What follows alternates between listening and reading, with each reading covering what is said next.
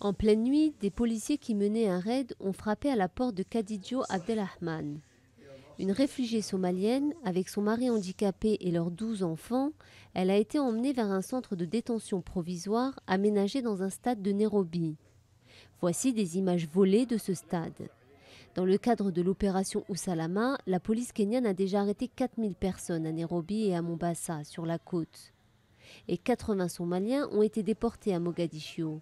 Usalama signifie sécurité en swahili. C'est la réponse à une vague d'attentats. On n'est plus en sécurité. Le Kenya était paisible, on vivait bien ici. Mais maintenant, les problèmes auxquels on fait face sont encore pires qu'en Somalie. On est coincé. On ne peut pas rentrer, mais la situation ici n'est plus bonne.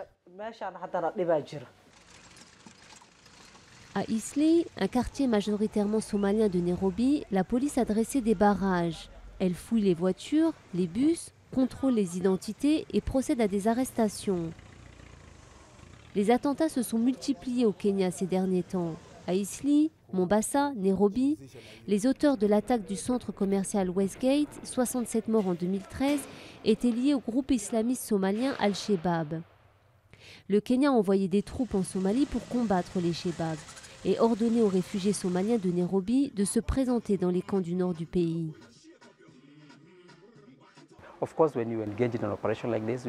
Bien sûr, quand vous lancez une opération comme celle-ci, vous avez le risque qu'elle soit perçue comme dirigée contre telle région ou telle communauté. Car malheureusement, le fait est que le terrorisme provient de certaines régions. On ne peut pas ne pas faire de lien. Pour les défenseurs des droits de l'homme, la police multiplie les abus contre une communauté de Somaliens qui, pour la plupart, ont précisément cherché à fuir les extrémistes Shabaab. Les forces de sécurité kenyanes sont sous-payées et corrompues, à tel point que certains plaisantent et appellent Eastleigh la banque de la police.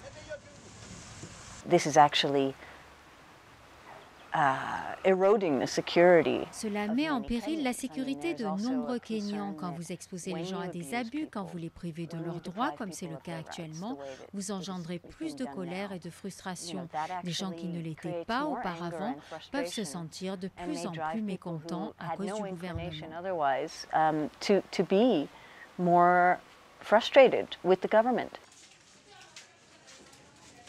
Le gouvernement kényan est sous pression pour montrer qu'il est déterminé à repousser le terrorisme. Mais certains craignent que cette approche dure exacerbe davantage les sentiments radicaux.